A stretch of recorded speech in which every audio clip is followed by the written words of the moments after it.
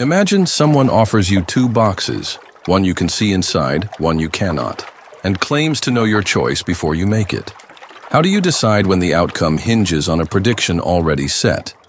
Let us start with the story of Newcomb's paradox, a thought experiment born in the mind of physicist William Newcomb during the 1960s and later shared widely by philosopher Robert Nozick in 1969. You find yourself alone in a plain room, standing before a simple wooden table. On it rest two boxes, each different in its own way. The first box is made of clear glass, and through its surface, you see $1,000 in crisp, green bills, a small but certain prize you can claim without doubt.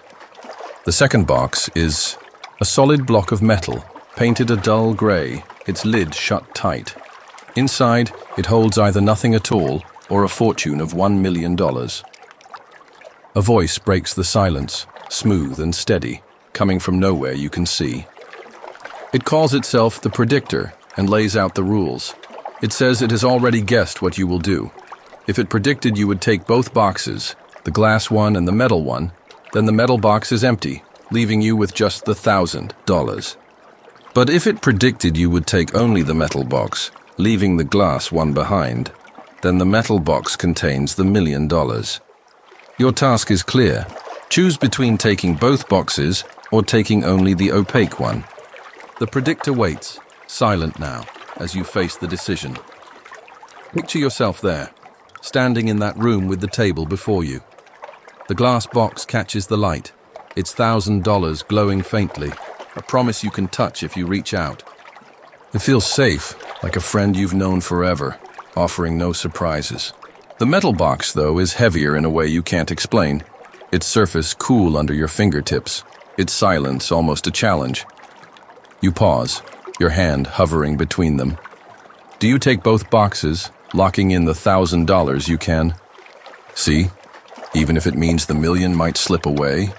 Or do you trust this strange predictor, reaching only for the metal box, hoping its guess about you was right? The air around you feels thick, as if time itself slows down, waiting for your choice to break the stillness. You might imagine the sound of your own breathing, steady and slow, as you weigh the options. The glass box tempts you with its openness, while the metal one pulls you toward the unknown, a gamble wrapped in steel. Now let us dig into the heart of this paradox, because it asks something deeper than a simple choice. It questions how we decide anything when the past seems to hold the reins. The predictor claims it knew your move before you stepped into the room. Prediction is already locked in, the box is filled or empty based on what it saw in you. If it's never wrong, then your choice matches its guess perfectly. Take both boxes and you walk away with the $1,000. Maybe that's all there is, because it saw you as cautious, unwilling to risk the sure thing. Take only the metal box, and you might claim the million if it pegged you as bold, ready to lean on its foresight. But here's where it twists. The boxes are set before you arrive. Your decision now can't change what's inside them, can it? So why does it feel like you're shaping the outcome? This paradox pulls at the strings of free will. Do you have it, or are you just playing out a script someone else wrote? It's a quiet tug of war between what you want to do and what's already been decided, leaving you wondering if choice is real or just a shadow of something else. People have tried to untangle this knot in different ways, and two main paths stand out. One group says to trust the predictor, pick only the metal box. They call this the one-box strategy. If the predictor's as good as it claims, it knew you'd go this way, and the $1 million is waiting. It's like betting on a friend who's never let you down. You don't question it, you just take the leap. The other group disagrees. They say take both boxes, what's called the two-box strategy. Since the prediction's already made, the boxes won't change now. You know the glass one has $1,000, so why leave it behind? To them, it's simple math. Grab what you can see and whatever else comes along. Newcomb didn't pick a side, and neither did Nozick. They just laid it out there, letting us wrestle with it. Both ideas make sense in their own way, but they pull you in opposite directions like a rope stretched tight between trust and logic. Rest with this a moment. Newcomb's paradox teases. Do we pick our fate, or does it pick us? Those boxes still sit there, waiting. Give my channel a like and subscribe and comment. Which would you pick? Now hold on tight. Another mind-melting paradox is coming in just a sec.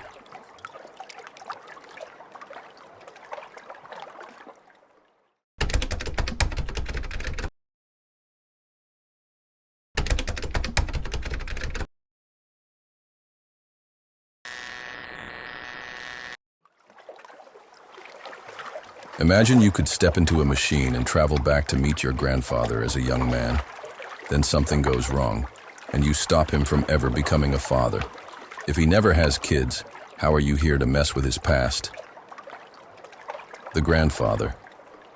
Paradox comes to us from René Barjavel, a French writer who spun this idea into his 1943 novel Le Voyageur Imprudent, though whispers of it floated around before. Picture a time machine humming in your garage, a box of wires and dials you've built with your own hands. You set it for a date long gone, say the 1930s, when your grandfather was just a guy strolling down the street full of dreams and no idea what's coming. You step out into his world, the air thick with old car fumes and radio tunes. You find him, maybe share a nod or a word, but then, by accident or choice, you change things. Maybe you pull him from a path where he'd meet your grandmother. No meeting, no marriage, no kids. Your parents never exist, and neither do you. But if you were never born, how did you build that machine and travel back? That's the trap Barjavel laid out. A loop where the past and present crash into each other and leave nothing standing. Let's see it unfold. You're there, in that dusty old town, watching your grandfather laugh with friends under a lamppost. He's about to cross the street, head to a dance where he'll bump into the girl who'll become your grandmother. But you're curious. You call out, distract him, and he misses that moment. The dance happens without him. The girl meets someone else, and the chain breaks.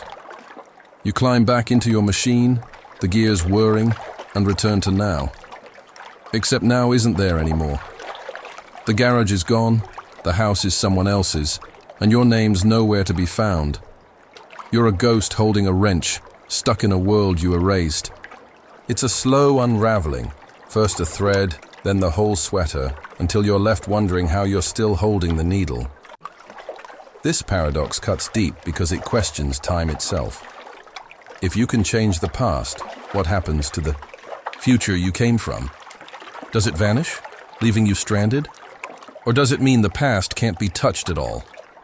It's about cause and effect. Every step you take should lead somewhere, but here, the steps double back and trip over themselves. Barjavel's idea makes us ask, is time a straight line we can walk backward on, or a circle that bites its own tail? It's a quiet puzzle that doesn't just sit there. It pulls at the rules we live by, the ones that say yesterday makes today possible. There are a few ways out, or so people think. One answer comes from science fiction and physics. Parallel worlds. When you stop your grandfather, you split off a new timeline, one where he never meets her and you're never born. But your original world stays safe, ticking along without you. Another idea, from a physicist named Novikov, says, time's got guardrails. You can't change it because your trip back was always part of it. Your distraction? It happened before, baked into the story. Barjavel didn't solve it. He just tossed it out like a stone into a pond, watching the ripples spread. Each theory tries to smooth the edges, but the paradox keeps its teeth, gnawing at what we think we know. This one's left its mark far beyond that novel. It's tangled up. In physics, think Einstein's relativity, where time bends with speed and gravity. Scientists chew on it when they talk about wormholes or machines that might leap through years, but it's bigger than that. It's in movies, books, TV shows, anywhere someone dreams of flipping the calendar back. You've seen it in stories, where a time traveler panics about stepping on a bug, scared they'll wipe out tomorrow. Since 1943, it's been a quiet hum in our heads, pushing us to wonder how fragile our now really is. Take a slow breath here. The grandfather paradox is a whisper from the past that echoes into nothing or everything. It asks us to look at time like a thread. Pull it, and does the whole cloth come apart? Picture that machine again, its dials, glowing in the dark. Would you step inside, knowing you might erase yourself? Let that sit with you, soft and heavy as we pause. Shall we move on to the next paradox?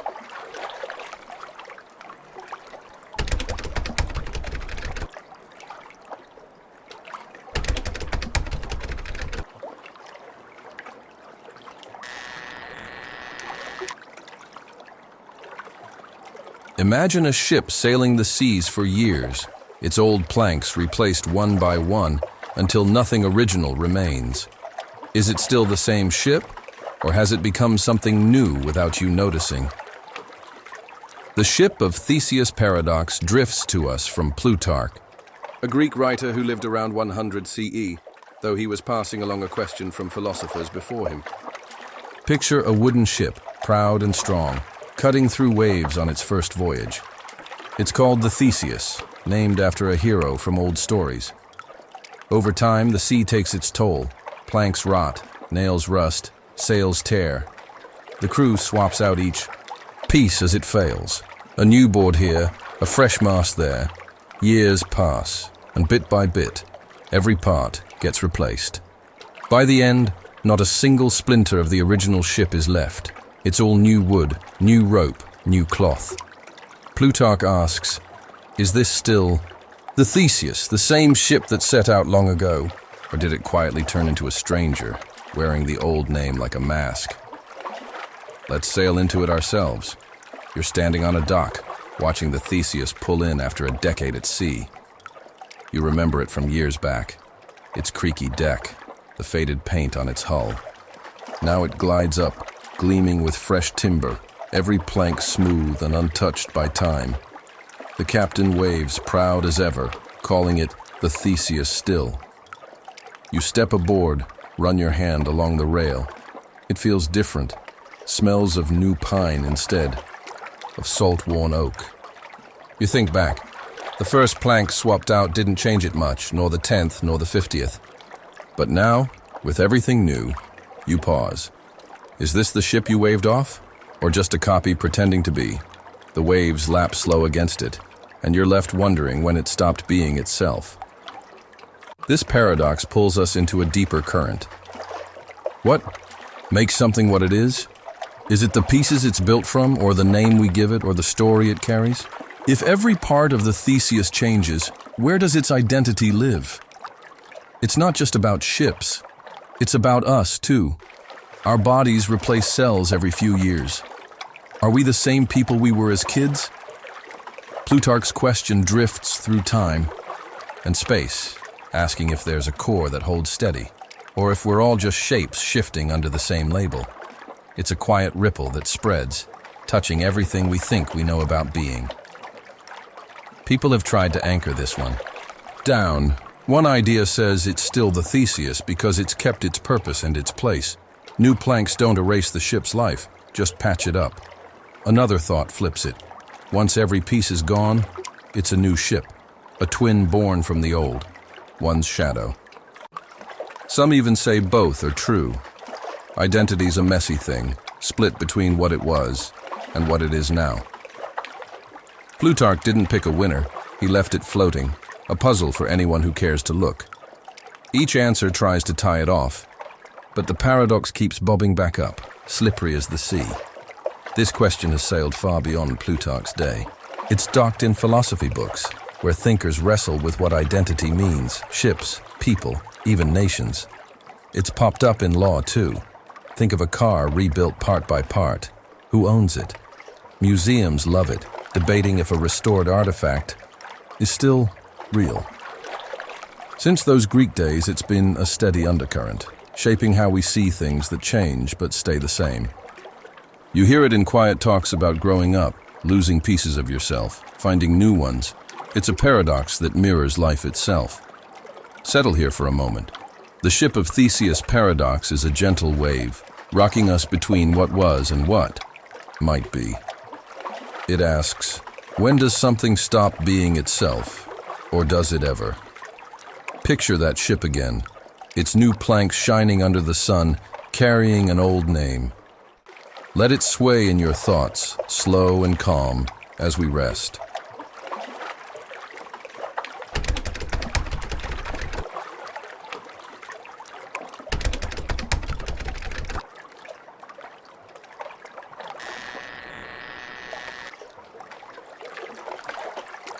Imagine a barber who shaves everyone in town who doesn't shave themselves.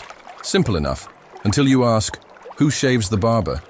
Does he fit his own rule or break it?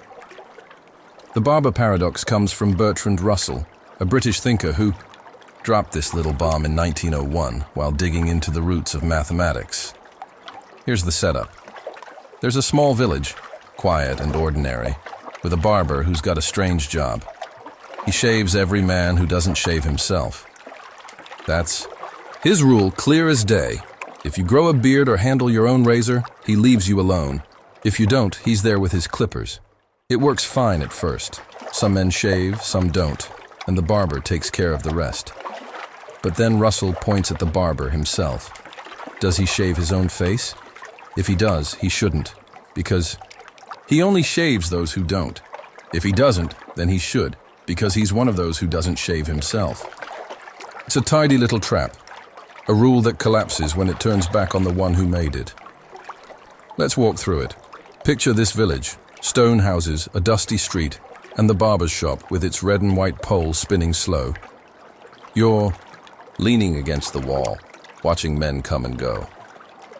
One guy, Tom, shaves every morning, his chin's smooth so the barber skips him. Another, Jack, lets his beard grow wild. He doesn't shave, so the barber trims him up. It's all smooth. Sailing until you spot the barber in his mirror, razor in hand. He's got a bit of stubble. Does he shave it off? If he does, he's breaking his own rule, shaving someone himself who shaves himself.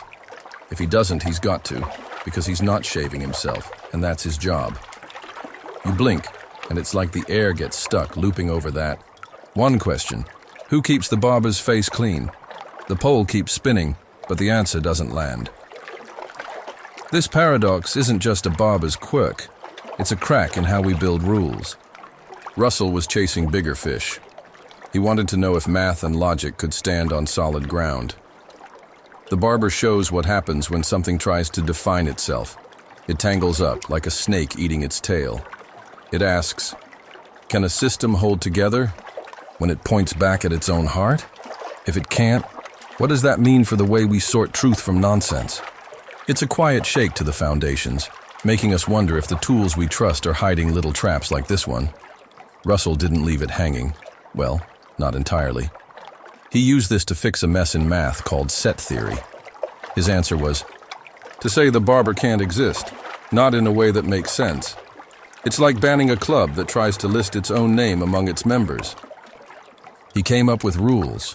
Sets can't include themselves, so the barber's job falls apart before it starts. Another idea floats around too. Maybe the barber's rule just doesn't apply to him, like he's outside the village's game. Either way, Russell turned this puzzle into a tool, sharpening how we think about logic. It's a fix that holds, but the paradox still hums, reminding us how easy it is to trip over our own words. This one's reached far since 1901. It's a cornerstone in math. Russell's work helped build modern systems that keep numbers steady. It's in philosophy too, where people debate how we describe the world without tying ourselves in knots. Computer folks run into it. Think of a program that checks itself and crashes. It's even slipped into quiet chats about rules and exceptions, like a teacher asking kids, who writes the rule book? The barber paradox is small but mighty. A ripple that's touched anything trying to make sense of itself. Take a slow breath now. The barber paradox is a mirror that won't stop reflecting, a quiet snag in the fabric of rules. It asks, can something be its own judge, or does it unravel trying? Picture that barber again, razor poised, caught in his own loop. Let it settle in your mind, soft and steady as we pause. Shall we move on to the next paradox?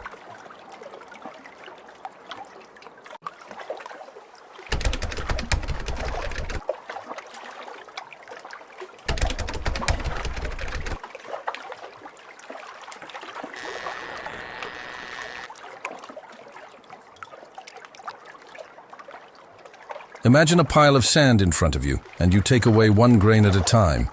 When does it stop being a pile? Can a single speck change everything? The Banach-Tarski Paradox comes from Eubulides, a philosopher in ancient Greece around 350 BCE, who loved tossing curveballs at how we see the world. Picture a heap of sand, thousands of grains piled up. No question it's a heap. Now you start picking away at it, one grain at a time. Take one, still a heap, right? Take another, same deal. Keep going, grain by grain, and it shrinks slow and steady. At some point you're down to a handful, then a few grains, then just one. Eubulides steps in and asks, when did it stop being a heap? One grain doesn't seem like much. Surely losing it doesn't turn a pile into nothing. But if you say that every time, you end up with a single grain, or none, and call it a heap anyway. It's a sneaky slide from clear to blurry, and Eubulides made it to show how shaky our edges can be. Let's set the scene. You're sitting on a beach, toes in the sand, with a big messy pile in front of you, tall enough to scoop with both hands. You grab a grain, flick it away. The heap barely blinks. Another grain, then another, still looks like a pile. No one's arguing. You keep at it, slow as a lazy afternoon, watching it flatten out. 100 grains gone. It's smaller, but still. A heap, 1,000, and you're squinting. Maybe it's less heapy, but you'd call it one. Down to 10 grains, scattered thin, and you hesitate. 5 grains, then 3, then 1, just a speck glinting in the sun. You lean back, puzzled. It's not a heap now, but when did it change? The wind stirs, and you feel that line slipping. Away, like water through your fingers. This paradox digs into something we don't often notice. Where do boundaries live? Eubulides wasn't just playing with sand, he was poking at how we name things. A heap's a heap until it isn't, but there's no bright line saying stop. It's the same with us. When does a kid become an adult or a hill turn into a mountain? It questions how we pin down words when the world blurs at the edges. Is there a magic number where heap fades away, or are we just guessing? It's a quiet nudge, asking if the way we sort things, big, small, here, there, holds up when you look too close. There's no easy fix, but people have tried. One thought is to ditch exact lines. Say heap is fuzzy, a gray area where it's sort of true until it's sort of not. Philosophers call this vagueness, letting words stretch instead of snap. Another idea sets a hard cut. Say, 1,000 grains is a heap, 999 isn't. But that feels forced. Why that number and not another? Eubulides didn't hand us an out. He left it loose, a riddle to wrestle with. Each try at an answer slips a little, because the paradox thrives in that soft space where clear turns cloudy, and we're left tracing shadows. This one's been around, stirring trouble since Greece. It's big in philosophy, where folks debate language and meaning. How do we talk when edges melt? It's touched law, too. Think of rules like rich or poor that shift depending on who's counting. Even science feels it, measuring things like heat or height where lines blur. Eubulides' sand pile has stuck with us, popping up in quiet moments when we try to box the world into words. It's a gentle echo, reminding us that not everything fits neat and tidy. Rest here a bit. The Banach-Tarski Paradox is a slow fade, a heap that shrinks until you're not sure what's left. It asks, where do we draw the line when the line won't? Stay.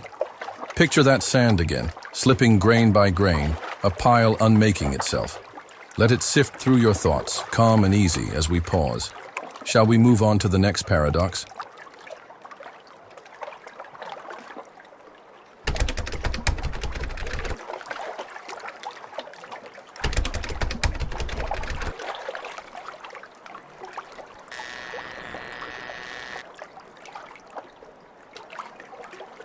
Imagine a judge tells a prisoner he'll be hanged next week on a day he won't expect. How can a surprise stay a surprise when you know it's coming?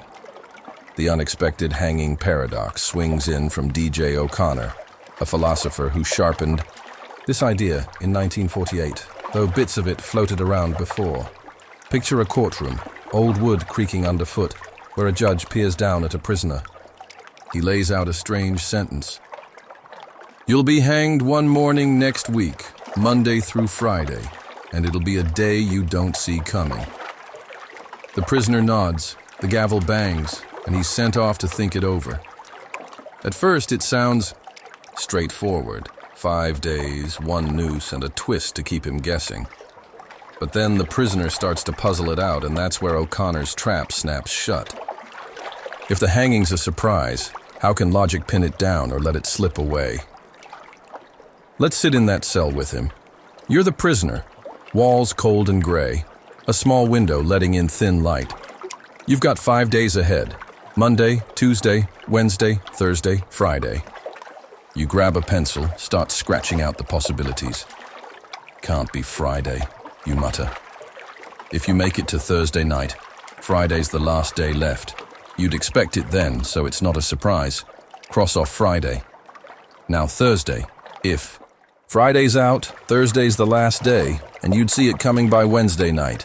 Out goes Thursday. Wednesday? Same deal. If Thursday's gone, you'd know by Tuesday night. You keep going, slicing each day off. Tuesday falls, then Monday. By Sunday night, you're grinning. It can't happen at all, you think. No day works. But then, say, Wednesday morning rolls around, and the guards at your door, rope in hand. You're stunned. It's a surprise after all. How'd that happen? This paradox digs into what we mean by expecting something. O'Connor's judge promised a surprise, but the prisoner's own reasoning turned it inside out. If you can rule out every day, how does one sneak up on you? It's a tug between what you know and what slips past, a clash of logic and reality. It asks, can you predict the unpredictable, or does knowing too much blind you? It's a quiet twist, looping your thoughts until they knot up, leaving you wondering if certainty ever holds steady. There's no clean escape, but people have tried. One idea says the prisoner's logic breaks itself by ruling out every day. He assumes the hanging's impossible, so any day catches him off guard. It's like tricking yourself into being surprised. Another thought tweaks the rules. Maybe the judge's words can't be taken that far. Logic bends under its own weight, and the surprise lives in the gap. O'Connor didn't tie it up neat. He left it dangling, a puzzle that swings back and forth. Each fix tries to steady it, but the paradox keeps its balance, teetering on the edge of sense. This one's hung around since '48, echoing through logic and beyond. It's a favorite in philosophy classrooms, where students scribble out days and frown at the twist. It's nudged math, too. Think of problems where knowing the setup changes the answer. Even psychology feels it. How do we guess when we're sure we can't? It's popped up in quiet debates over coffee. People arguing if the prisoner outsmarted himself or the judge outsmarted him. O'Connor's riddle is a steady hum, reminding us that sometimes the more we know, the less we see coming. Pause here. Slow and easy. The unexpected hanging paradox is a shadow that moves when you don't look, a surprise you can't outrun. It asks, can you know too much and still miss it all? Picture that cell again, the pencil scratching, the days falling away. Let it drift in your mind, calm and heavy as we rest. Shall we move on to the next paradox?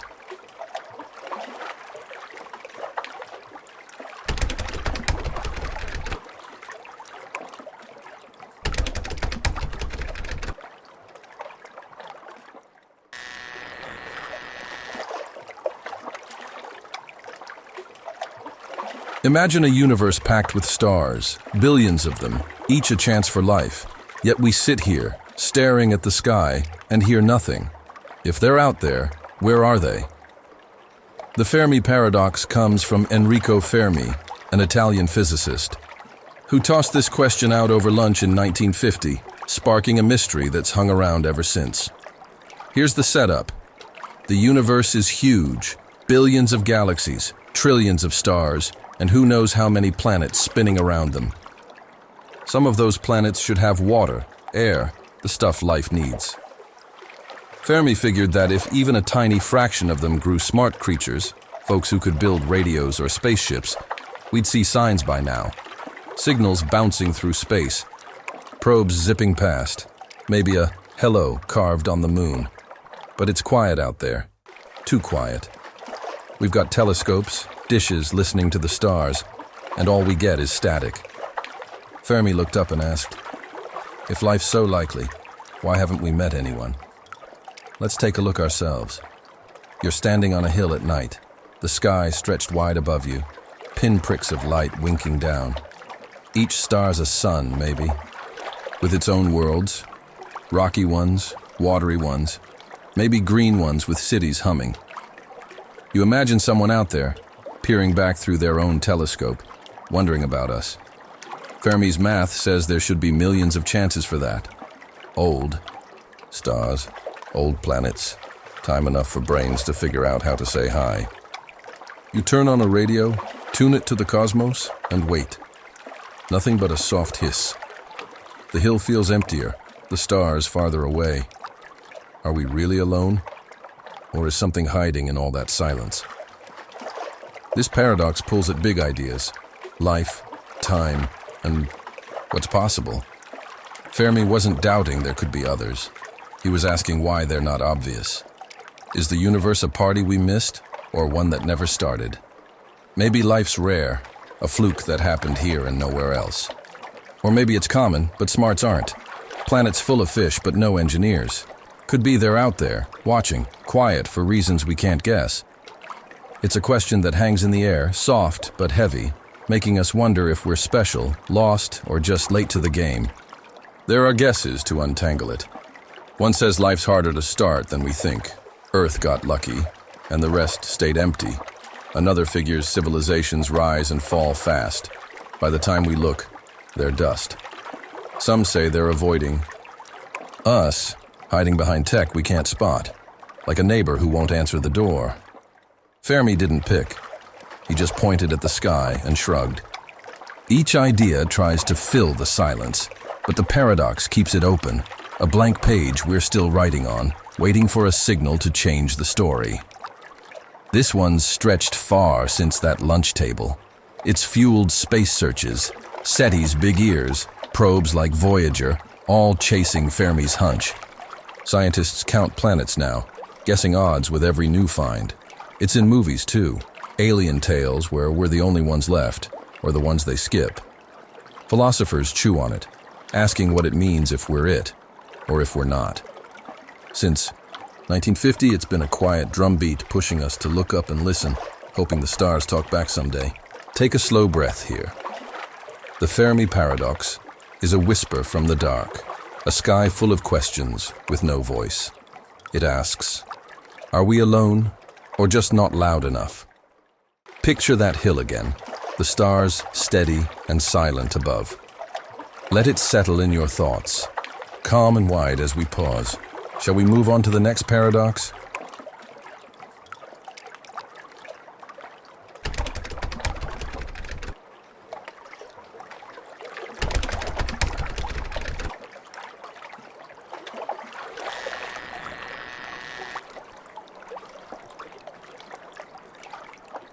Imagine a list of all the lists that don't include themselves. Simple enough until you ask, does that list belong on itself? Can a rule swallow its own tail? Russell's paradox comes from Bertrand Russell, a British thinker who stumbled into this in 1901 while trying to build a rock-solid base for math. Here's how it starts. Think about lists, or sets, as he called them, collections of things. Some sets are straightforward, all the red apples in a basket, or every even number. Others are trickier, like a set of all sets that don't include themselves. Call it S. If a set lists itself, like a club that names its own roster, it's not in S. If it doesn't, it fits right in. Russell asked, what about S itself? If S is in S, it shouldn't be, because it only holds sets that leave themselves out. But if it's not in S, then it should be, because it fits the rule of not including itself. It's a clean little box that breaks when you open it, and Russell found it while chasing bigger truths. Let's draw it out. You're at a desk, pencil in hand, making a chart. You write S, the set of all sets that don't include themselves. You list some examples. The set of all dogs doesn't mention itself, so it's in S. The set of all numbers, same deal, it's in. Then there's a weird one, a set that says, this set and all cats. It names itself, so it's out. Your list grows, tidy and clear. Now you get to S. Does it go on the chart? If you put it in, it's listing itself against its own rule, so it can't be there. If you leave it out, it's not listing itself, so it belongs in S. You tap the pencil, the paper staring back, and it's like the page folds in on itself. S won't sit still no matter where you put it. This paradox hits hard because it's about the rules we use to sort the world. Russell was digging into math's foundation. Sets are how we group everything, from numbers to ideas. If a set can tangle itself up like this, what holds the system together? It's a quiet crack in the wall, asking, can we trust the way we organize things when the organizer trips over itself? It's not just numbers, it's how we think, how we define anything. If the rulebook can't follow its own rules, where does that leave us standing? Russell didn't let it sit, he patched it up. He made a new system called type theory where sets can't talk about themselves. They stay on different levels, like floors in a building. S can't ask about S. It's off limits. Another fix came later. Modern math rewrote the rules, so sets like S just don't exist. They're nonsense before they start. Russell's find forced a rethink, turning a mess into a cornerstone. But the paradox still echoes. It's a shadow that won't fade, reminding us how fragile our order can be. This one's left a big mark since 1901. It reshaped math. Set theory got a makeover, and today's numbers stand on Russell's fix. Philosophers grabbed it too, wrestling with how we define stuff without tripping. It's in computer science.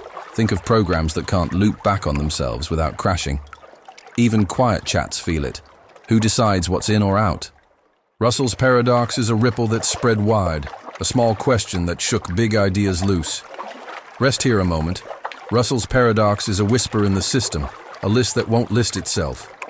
It asks, can we hold everything in one place, or does it slip away? Picture that desk again, the pencil hovering, the chart unfinished. Let it drift in your thoughts, slow and calm as we pause. What happens when the rules rewrite themselves? Want to find out?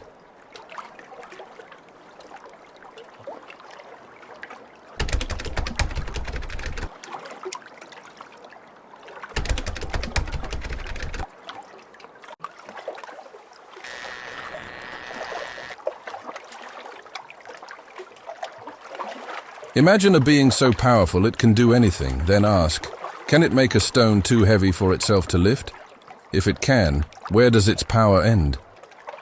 The omnipotence paradox traces back to Averroes, a thinker from Spain in the 1100s, though the idea simmered even earlier among those pondering big questions about strength and limits.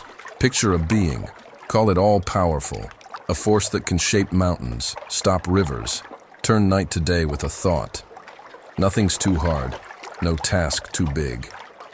Then Averroes throws in a twist. Can this being create a stone so massive, so heavy, that even it can't budge it? If it can't make the stone, there's something it can't do. Its power's got a hole, but if it can, and the stone's too much to lift, then again, its power fails. It's a simple question that ties itself in knots, and Averroes used it to poke at what all-powerful really means. Let's see it play out. You're standing on a wide plain, dust under your feet, sky stretching forever. This being looms before you, not a person, just a presence, like the air's alive. It waves a hand, and a mountain rises, then crumbles to sand. Another thought, and a river bends backward. You nod. Yep, it's got the goods. Then you ask, make a stone you can't lift. It pauses, and a rock appears, gray, rough, bigger than a house. The being reaches down, muscles, or whatever it's got, flexing, but the stone stays put. You blink. Did it just lose? Or say it tries again, and no stone shows up. Can't do it, it admits. Either way, you're left staring, the plane, quiet, wondering how something so strong trips over its own strength. This paradox digs into power itself, what it is, where it stops. Averroes wasn't just musing, he was testing a big idea.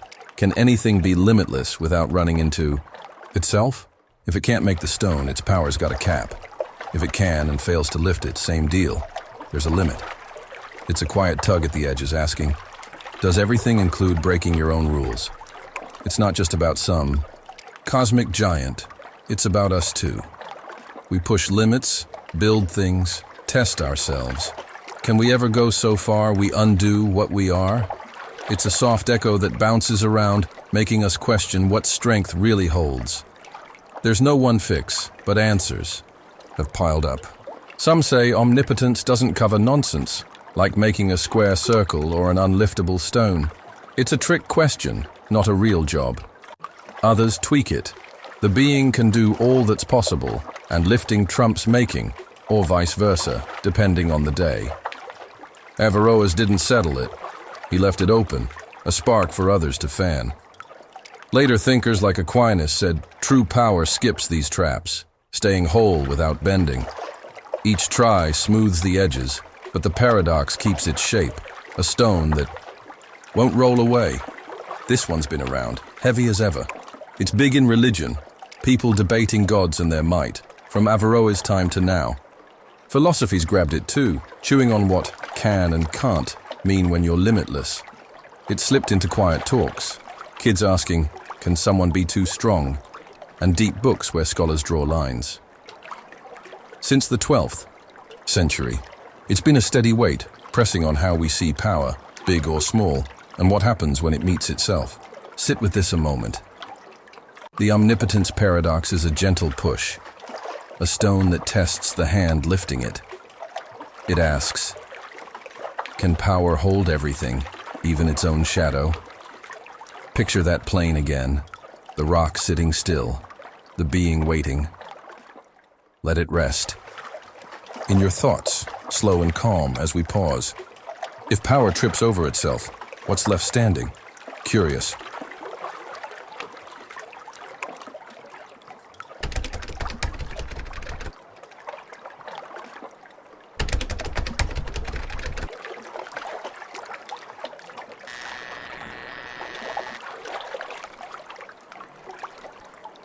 Imagine two twins. One stays home, the other blasts off near the speed of light. When they reunite, one's younger. How can time play favorites like that? The twin paradox springs from Albert Einstein's work on special relativity in 1905, though it was Paul Langevin who shaped it into this story by 1911. Picture two twins, let's call them Anna and Ben, born the same day, same hour, down to the minute. Anna stays on Earth, living her days steady and slow. Ben, though, climbs into a rocket, a sleek thing of metal and fire, and shoots off into space, moving so fast he's nearly chasing light itself. Years pass. Ben's zooming through the stars, while Anna's tending a garden back home. When Ben finally lands, decades later, they stand face to face. Anna's hair's gone gray, her hands lined with time. Ben steps out, still young, barely a wrinkle. Einstein's rules say time stretched for Ben out there. How does that work when they started the same? Let's ride along. You're Ben, strapped into that rocket, engines roaring as Earth shrinks to a dot behind you. Stars blur past, a clock on the wall ticking slow. Each second feels normal to you, a heartbeat, a breath. Back on Earth, Anna's clock spins faster. Days, weeks, years piling up while you're gone. You're out there 10 years by your count, sipping coffee, watching the galaxy slide by. Then you turn back, land with a thud, and step out. Anna's waiting, older, smiling through crow's feet, while your mirror shows the same face you left. With, you hug, but the math hums in your head. Your time crawled, hers raced. It's like you slipped through a crack, leaving years behind while she lived them all. This paradox pulls at time itself, how it bends, how it picks sides. Einstein showed that speed warps it. The faster you go, the slower your clock ticks, compared to someone standing still. Ben's trip stretched his minutes. Anna's stayed tight. But here's the rub. They're twins, same start, same stuff. Why does time treat them different? It's not really a contradiction. Relativity says it's real, not a trick. But it feels wrong. We think time's a straight road, same for everyone, yet here it curves, leaving one twin behind. It's a quiet stretch, asking, is time solid, or does it shift under us? There's an answer, though it took some unpacking. Langevin and Einstein didn't see it as a paradox. It's just how relativity works. Ben's speed slowed his time. Anna's stillness kept hers steady. It's not magic, just physics. Moving near light speed squeezes time's flow, proven by clocks on fast planes ticking slower than ones on the ground. The twist comes because Ben turns back. Acceleration seals the deal, making him the one who shifts. It's no loop or lie, just a rule we don't feel day to day. Still, it nags. Time's not the same everywhere, and that's a truth that hums low and strange. This one's flown far since 1905. It's bedrock in physics. Special relativity runs our GPS, syncing satellites that tick different from Earth. Scientists test it with tiny clocks, proving Einstein right every time. It's in stories, too. Movies where astronauts come home young, their kids old and gray. Philosophers poke at it, wondering what time even means if it bends like this. Since Langevin spun it, it's been a steady beat, reminding us the universe plays by rules we're still learning to hear. Pause here, slow and soft.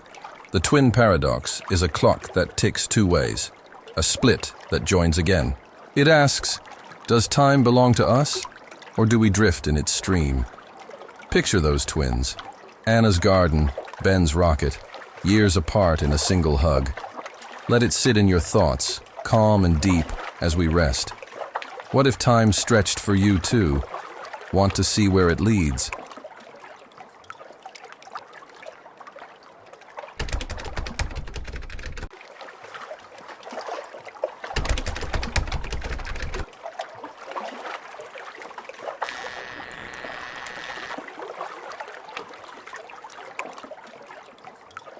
Imagine you hand someone a book from the future.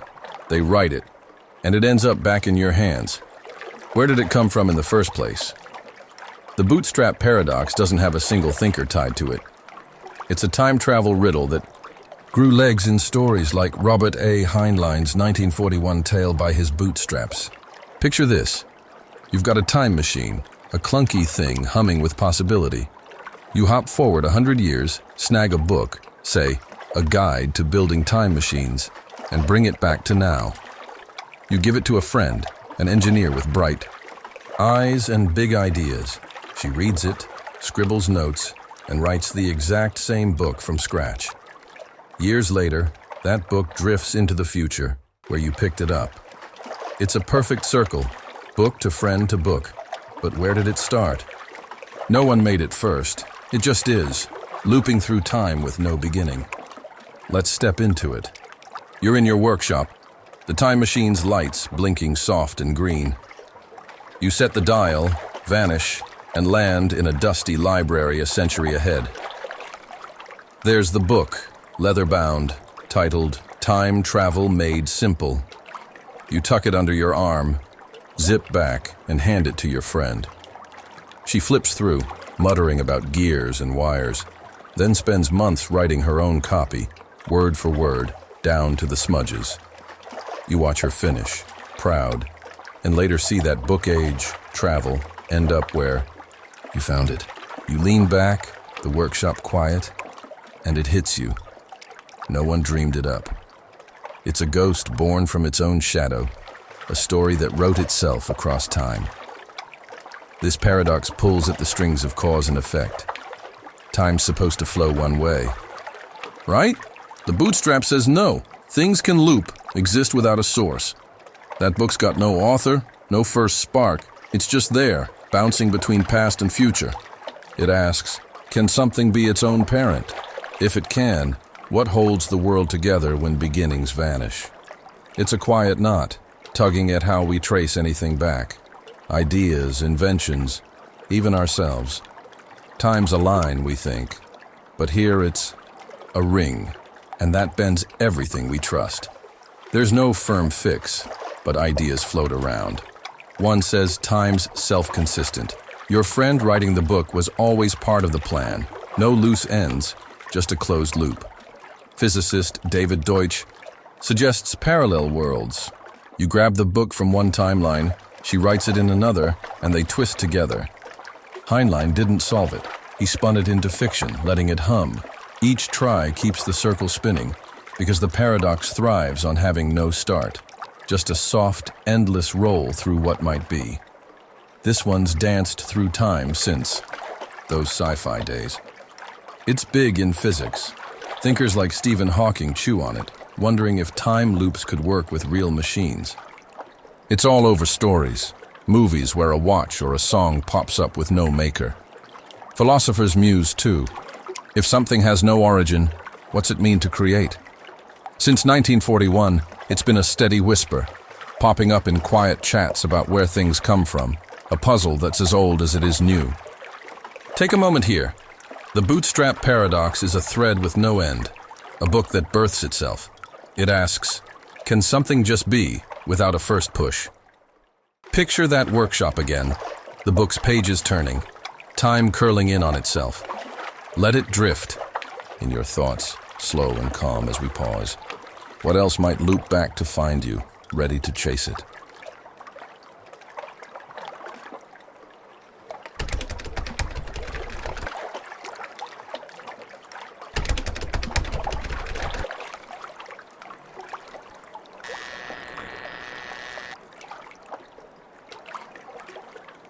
Imagine standing in a store with 100 kinds of cereal. More options should feel great, but why does it leave you stuck and unhappy instead? The paradox of choice comes from Barry Schwartz, a psychologist who put this idea on paper in 2004 with his book, The Paradox of Choice. Here's how it starts. Life's full of decisions, big ones, small ones, and we're told more choices mean more freedom. Pick your job, your phone, your breakfast. Schwartz says, not so fast.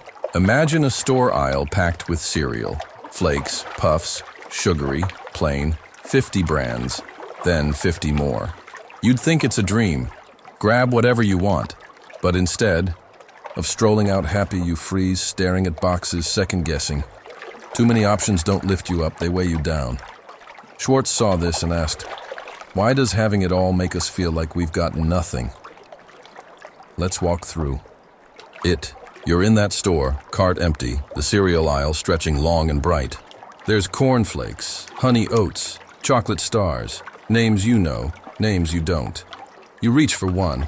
Looks good, but wait, what about that one? It's got raisins, maybe that's better. You check prices, read labels, think about last. Weeks pick. 10 minutes pass, then 20, and your head's spinning. You grab something, say the plain flakes, and head home. But at breakfast, you're not eating.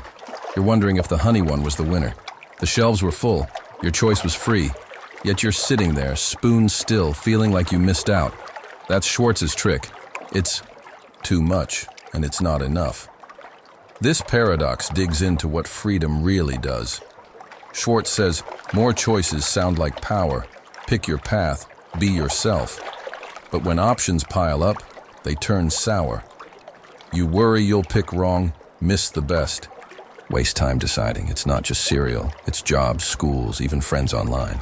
Too many roads, and you don't move. You just stand there, stuck. It asks, does freedom lift us or tie us up? Is there a point where more becomes less? Where the gift of choice turns into a quiet burden we carry? There's ways to dodge it. Schwartz suggests. One's to limit yourself. Pick 5 cereals, ignore the rest, and walk away. He calls it satisficing. Good enough beats perfect every time. Another's to lean on habit. Same flakes every week, no sweat. Or trust someone. Friend says, get this, and you do. Schwartz didn't say ditch choice, just tame it, so it doesn't tame you. Each fix tries to lighten the load, but the paradox hums on. Too many doors, and you might not open any. This one's hit hard since 2004. It's big in psychology. Studies show people freeze when options climb, from jam jars to retirement plans. Businesses feel it. Too many products, and sales dip. Customers walk off empty-handed. It's in quiet moments, too. Think of scrolling a menu online, lost in pics. Schwartz's ideas stuck around, shaping how we see shopping, living, even happiness. A steady note that freedom's got a catch we can't ignore. Rest here a bit. The paradox of choice is a shelf too full, a quiet weight on every pick you make. It asks, does more mean better or just more to lose? Picture that aisle again, boxes staring back, your cart still empty. Let it settle in your thoughts, slow and soft as we pause. What if fewer doors led somewhere? Want to peek through?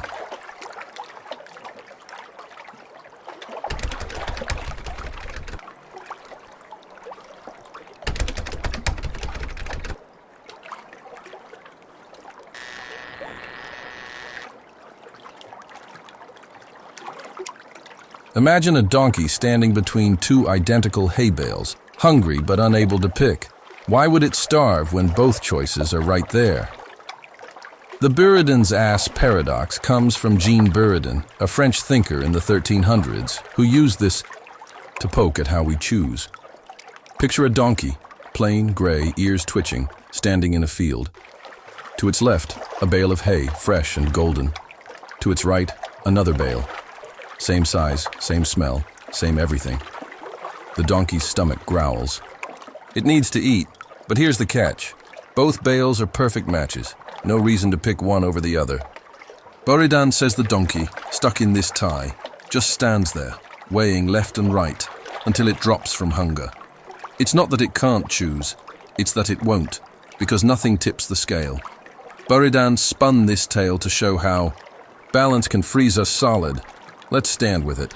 You're the donkey, hooves sunk in soft dirt, the sun warm on your back. You look left, hay, piled neat, close enough to nibble. You look right, hay again, just as good, a mirror of the E. First, your belly rumbles, loud and low. You step toward the left bale? Why not? But then glance right. No difference, no push, so you stop. Back and forth, your head swings, eyes locked on both. Hours pass, the sun dips, and you're still there. Legs stiff, hunger gnawing. The bales sit, untouched, equal, and you're caught, a statue between them. It's a slow trap, the kind you feel creeping up as the field fades to dusk. This paradox nudges at choice itself, how we make it, why we stall. Buridan was digging into will. If two paths are the same, what moves us? It's not about donkeys, it's us, facing doors with no signs.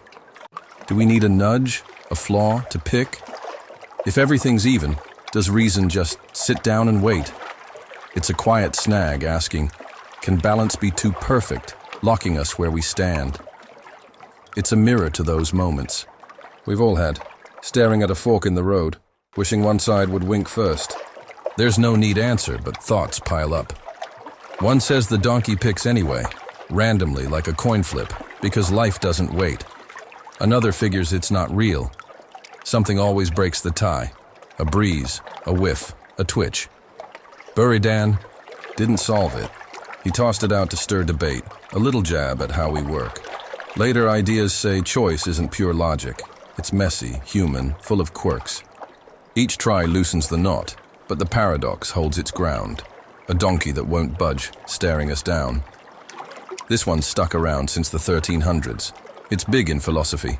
Thinkers like Leibniz picked it apart, tying it to free will. It's in economics too. People study how we pick when options match, from stocks to snacks. It slipped into quiet chats, ever freeze picking ice cream, and deep books on decisions. Buridan's donkey's a steady echo, a nod to, those times we're caught, equal pulls keeping us still. Take a breath here. The Buridan's ass. Paradox is a field too even, a choice that won't choose itself. It asks, do we move, or does something move us? Picture that donkey again, hey. On both sides, the sun sinking slow. Let it rest in your thoughts, calm and heavy as we pause. What tips your scale? Ready to dig deeper?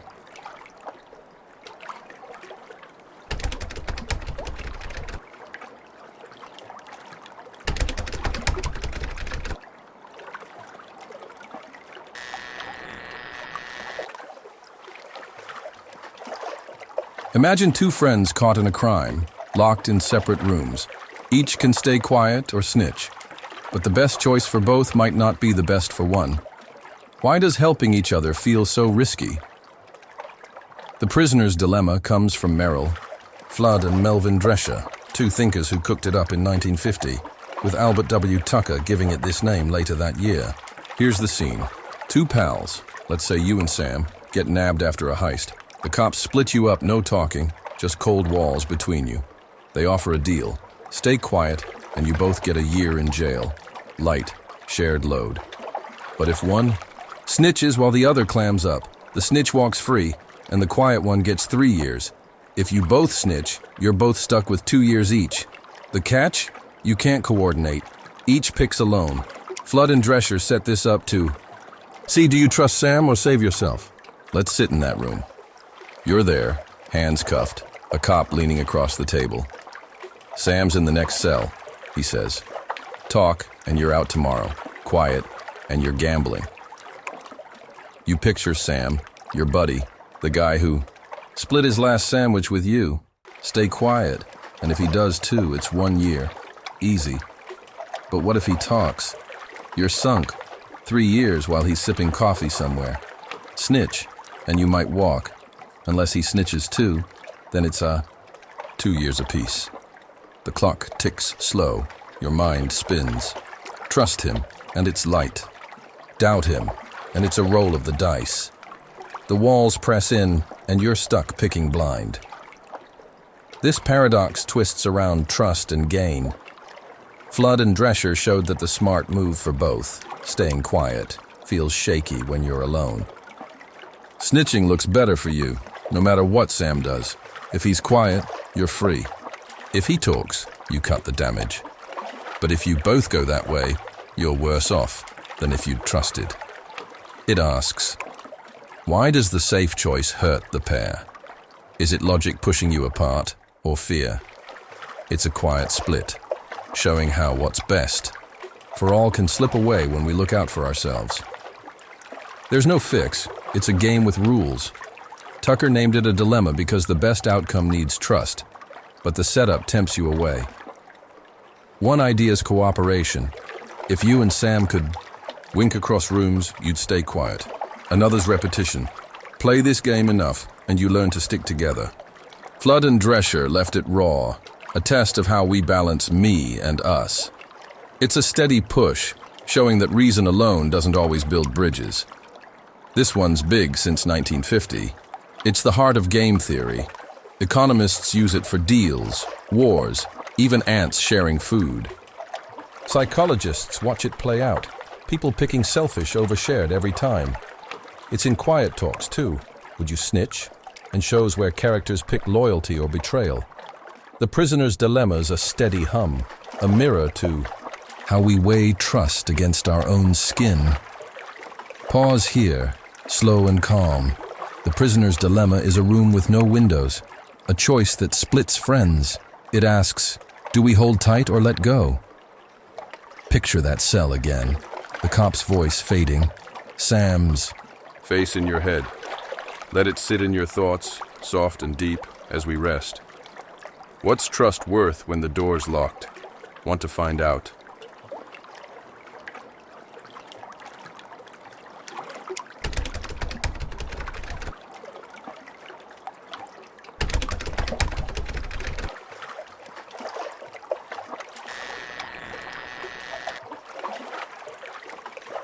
Imagine buying a lottery ticket in a 1,000,000-ticket draw. You're sure you won't win, yet someone has to. How can you be so certain and so wrong at once? The lottery paradox comes from Henry E. Kaiberg Jr., an American philosopher who laid this out in 1961 to tug at how we believe things. Here's the setup. There's a lottery, huge with 1 million tickets sold and just one winner. You buy one ticket, number 4556, 789, and stuff it in your pocket. The odds are tiny, 1 in 1 million, so you shrug and say, I'm not winning. It's a fair game, no tricks, and you're practical. You don't expect a jackpot, but here's Kyberg's twist. If every ticket holder thinks like you, my ticket's a loser, then no one expects to win. Yet someone does. The lottery's got a prize, guaranteed. How can 1 million sure? Bets add up to a sure miss? Let's feel it out. You're at the corner store, slipping $1 across the counter for your ticket. The clerk prints it, 4556, 789, and you tuck it away, half smiling.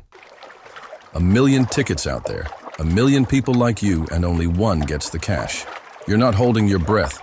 No way it's me, you think, and go about your day. Picture everyone else doing the same. John with ticket 1, Sarah with 999, all nodding, not mine. The draw's tomorrow. Someone's waking up rich. You're all so certain, but one of you's wrong, dead wrong, and the ticket's sitting quiet in your pocket. It's a slow itch. You know you won't, but someone will. This paradox pokes at belief, how we hold it, how it stacks. Kyberg says it's rational to doubt your win. The odds back you up. But if everyone's rational, you all doubt. And that's irrational, because the win's real. It's a quiet clash. Each no makes sense alone, but together, they miss. The mark. It asks, can we trust what feels sure when it's built on a crowd? Is belief a lone game, or does it bend when everyone plays? It's a soft pull, unraveling how we weigh what's likely against what's true. There's no quick patch. But Kyberg sparked ideas. One says ditch the certainty, probably not isn't definitely not, so you leave room for the win. Another splits belief from logic. You can act like you won't win without swearing it. Kyberg didn't tie it off. He left it loose, a question for the ages. Each fix nudges the edges, but the paradox keeps its grip. 1 million tickets whispering. Doubt. This one's rolled on since '61. It's big in philosophy. Epistemology folks wrestle with how we know stuff, especially odds. It's in stats too. Think polls or bets where sure things flop. It's slipped into quiet moments. Ever buy a ticket and laugh it off? And deep talks on trust. Kyberg's puzzle's a steady hum, a nod to how confidence can stumble when it scales up. Pause here, calm and slow. The lottery paradox is a ticket that's all doubt and no prize, until it is. It asks, can we all be right and still lose? Picture that store again, the ticket crinkling, 1 million no's, waiting. Let it drift in your thoughts, soft and steady, as we rest. What if your number's up? Want to roll the dice again?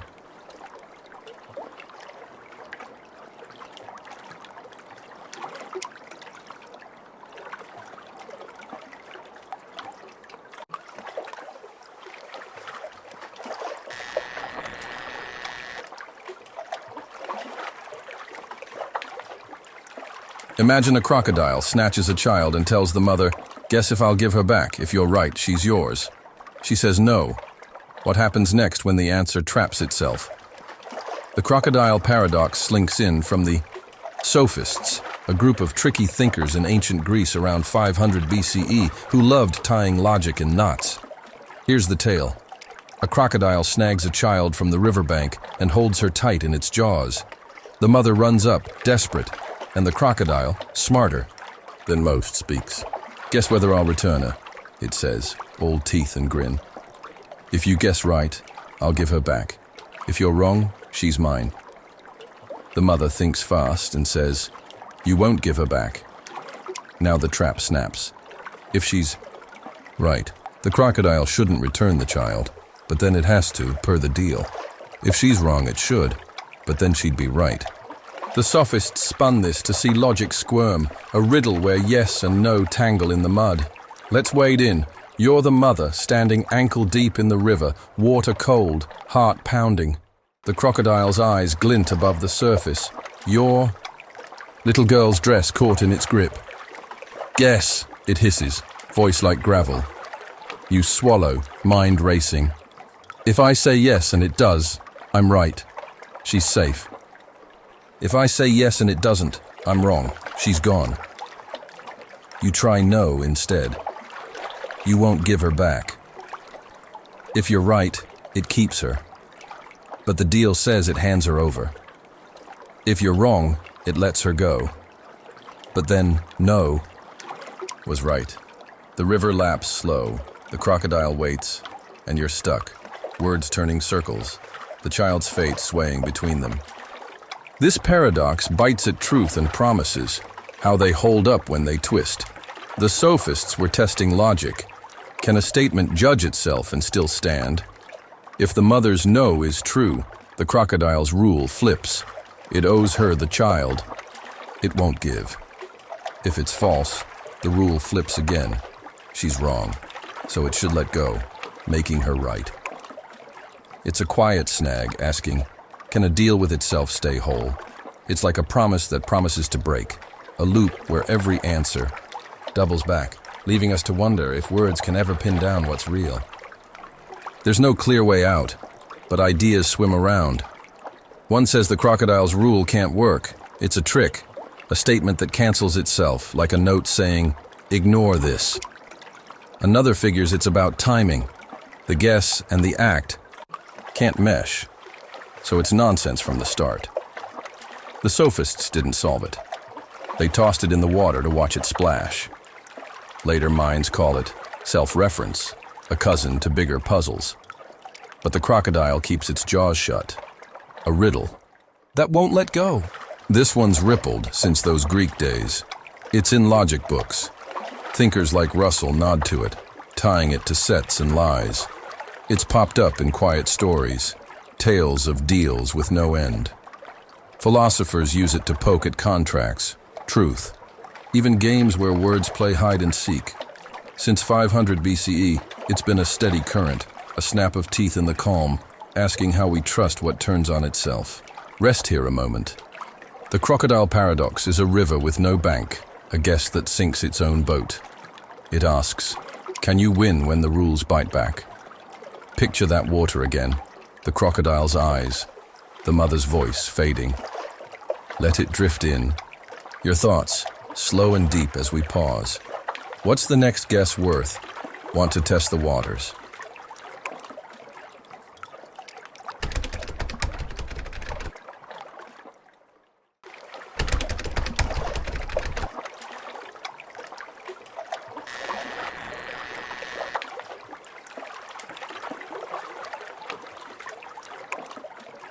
Imagine you're told you'll sleep through an experiment, waking once or twice depending on a coin flip.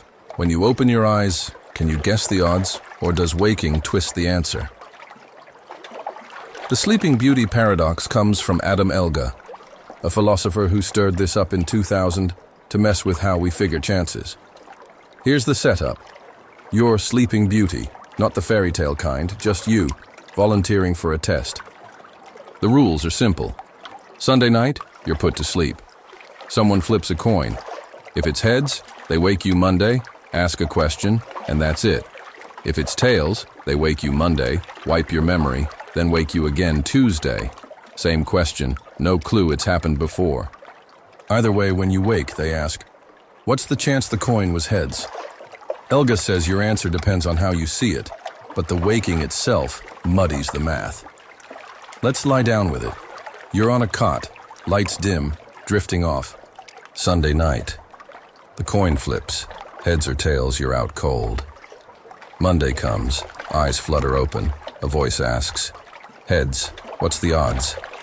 You blink, groggy. One wake up, heads means one shot. 50-50, right? But if it's tails, you're here Monday, then Tuesday too. 2 wakes, same question, memory blanked. You're awake now. Does that mean heads, 1 wake, or tails? 1 of 2. The room's quiet. Your head spins slow. Each waking feels the same, but the count shifts. Once for heads, twice for tails. You murmur, half? But the bed creaks, and you're not sure. This paradox pulls at probability, how we pin it down. Elga splits it 2 ways. Say it's 50-50. One coin, one flip, heads or tails. Even odds when you wake. But wait. If it's tails, you wake twice, so 2/3 of your wakings are tails days. It asks, do you count the flip or the moments you're up? Is it about the coin's chance or how often you're guessing? It's a quiet bend, twisting what you know into what you feel, making odds wobble when sleep's in the mix. There's no agreement. Elga lit the fuse. One side, the halfers, say it's 50-50. The coin's fair, one flip, waking doesn't change it. The thirders argue 1/3 heads. 3 possible wakes. Monday heads, Monday tails, Tuesday tails, only one's heads. Elga leaned thirder, but didn't lock it. Each side digs in, math clashing with sense. It's a soft tug of war, no winner, just a question that rolls over itself. This one's fresh since 2000, buzzing in philosophy. Probability folks wrestle. It in journals, classrooms too. It's hit decision theory. How do we bet when stakes blur? It's in quiet chats. What did you say? Waking up twice. And deep dives on chance. Elga's puzzle's a steady hum, a nap that wakes us to odds we can't quite grab. Rest here, slow and soft. The Sleeping Beauty paradox is a dream that counts itself, a coin that flips the sleeper. It asks, do you trust the odds or the waking? Picture that cot again, eyes opening, the question hanging. Let it drift in your thoughts, calm and deep, as we pause. What if you woke again? Want to count the odds?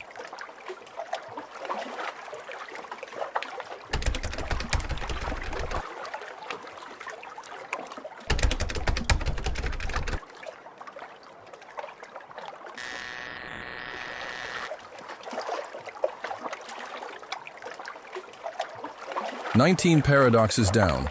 Boxes that predict, time that loops, truths that lie. Now, unwind with an hour of relaxing trickling water that will guide you to sleep. If you have ideas for me next brain melt video, write those in the comments. I promise to read, respond, and research those.